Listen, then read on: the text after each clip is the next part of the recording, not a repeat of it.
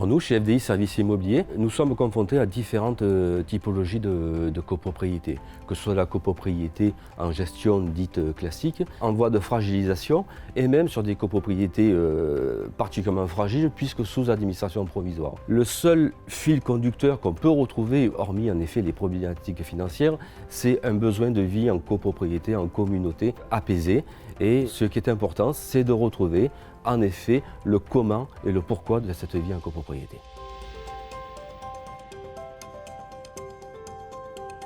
Comme on peut l'imaginer aisément, ce sont des copropriétés qui nécessitent une attention particulière, et qui dit attention particulière dit présence de terrain, échange, pour avoir la confiance des habitants des copropriétaires. Donc avoir cette présence marquée, ça passe pour nous par des permanences au sein des copropriétés. Tout le monde sait que tel jour, tel après-midi, le syndic sera présent, va accueillir, va aider, va prendre les doléances, va accompagner. Il se manifeste aussi derrière avec des relais dans la copropriété, quelques copropriétaires, parfois quelques locataires qui sont impliqués, qui veulent simplement avoir un environnement correct pour vivre décemment avec leur famille, et qui viennent nous chercher, qui viennent nous montrer tel ou tel problème, tel ou tel souci qu'ils rencontrent, pour que les personnes qui sont sur le terrain, le visiteur d'immeuble, le gestionnaire, puissent trouver des solutions, les résoudre, et d'avoir une meilleure connaissance de la population dans la copropriété, et pour nous de les aider au mieux à résoudre tous les problèmes.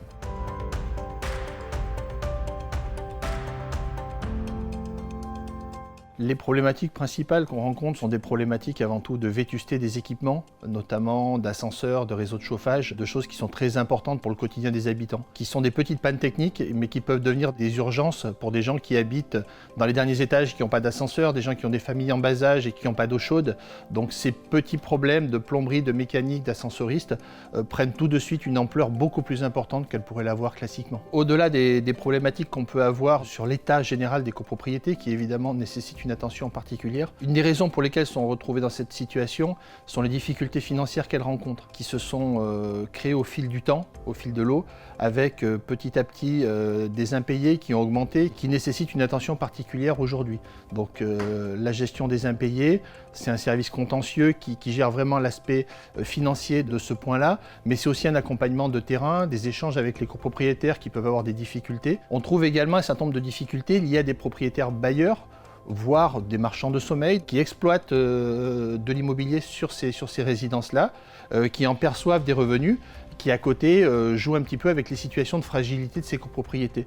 Et ce sont des situations qui peuvent vraiment s'accroître et s'empirer très rapidement, et c'est une des difficultés auxquelles il faut qu'on fasse vraiment attention et sur lesquels il faut qu'on soit vraiment vigilant actuellement. Il y a aussi un point important pour nous qui demande beaucoup d'engagement et d'investissement, c'est traiter l'autre aspect, l'aspect créance, aller chercher des fournisseurs qui sont prêts à accompagner, qui savent qu'ils ne seront pas forcément payés immédiatement. Ça nécessite de la présence terrain, de l'échange avec eux pour les convaincre, les avoir dans l'accompagnement, et que, in fine, on puisse trouver des solutions, parfois avec des interventions moins chères pour la copropriété, qui permettront de réparer, de trouver une solution provisoire, ou éventuellement de réfléchir à comment, sur le long terme, améliorer les équipements défaillants pour limiter vraiment les charges sur ces sujets-là. Donc c'est vraiment un point qui est important et qu'on doit travailler fournisseur par fournisseur, copropriété par copropriété. Un autre point qui est important sur ces copropriétés, malheureusement l'actualité parle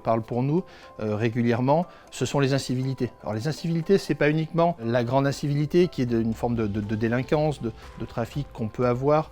L'incivilité, c'est aussi des petites dégradations qu'on a au quotidien et qui ont beaucoup plus d'impact sur des copropriétés qui sont fragiles de toute nature. De la dégradation d'équipements, de la casse, des vitres brisées avec des dangers que ça peut créer. Parfois des jeunes un petit peu à la dérive sur ces copropriétés qui peuvent commettre un certain nombre d'actions qui peuvent avoir des conséquences fâcheuses. On a eu à gérer parfois des incendies qui partaient d'un simple feu de poubelle. Donc voilà, il faut qu'on soit présent, il faut qu'on soit d'autant plus vigilant sur ce type de copropriété qui nécessite vraiment, je me répète mais j'insiste, une présence de terrain vraiment accrue, une vigilance et une écoute vis-à-vis des copropriétaires.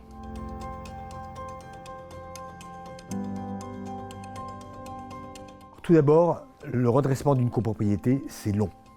C'est un processus qui prend du temps et il faut le mener jusqu'au bout pour consolider le redressement. Ce qu'il faut éviter, c'est la rechute. Ça arrive souvent après une administration judiciaire, par exemple. Le processus de dégradation d'une copropriété, c'est un cercle vicieux qui s'auto-alimente. Il faut enclencher un processus de valorisation qui repose sur, dans un premier temps, le rétablissement de la confiance. Il faut remobiliser les habitants, il faut refaire fonctionner les organes de la copropriété, il faut rétablir la confiance dans l'avenir aussi de la copropriété qui a été perdue pendant la phase de dégradation. Ensuite, il faut enclencher un processus de réduction des charges. C'est absolument essentiel. Les copropriétés dégradées ont des charges supérieures à la moyenne. Et les copropriétaires, avec l'inflation et le contexte économique, vont avoir de plus en plus de mal à surmonter cette situation. Donc, il faut impérativement faire un effort avec les fournisseurs, remettre les contrats en négociation, revoir certaines prestations, etc. Il faut ensuite être le médiateur entre les pouvoirs publics et la copropriété d'une manière fluide et efficace. Enfin, il faut, pour financer les travaux, aller chercher pour les copropriétaires toutes les aides qui sont disponibles, de manière à réduire au maximum leur reste à charge. Ce processus doit être accompagné, doit être poursuivi, de manière à ce qu'il soit durable, à ce que le redressement soit durable. Cela demande du temps. C'est une prestation qui est sans commune mesure avec une prestation de syndic normale d'un immeuble sans problème. D'où la nécessité de recourir aux aides à la gestion pour financer ces surcoûts que les copropriétaires ne peuvent pas payer.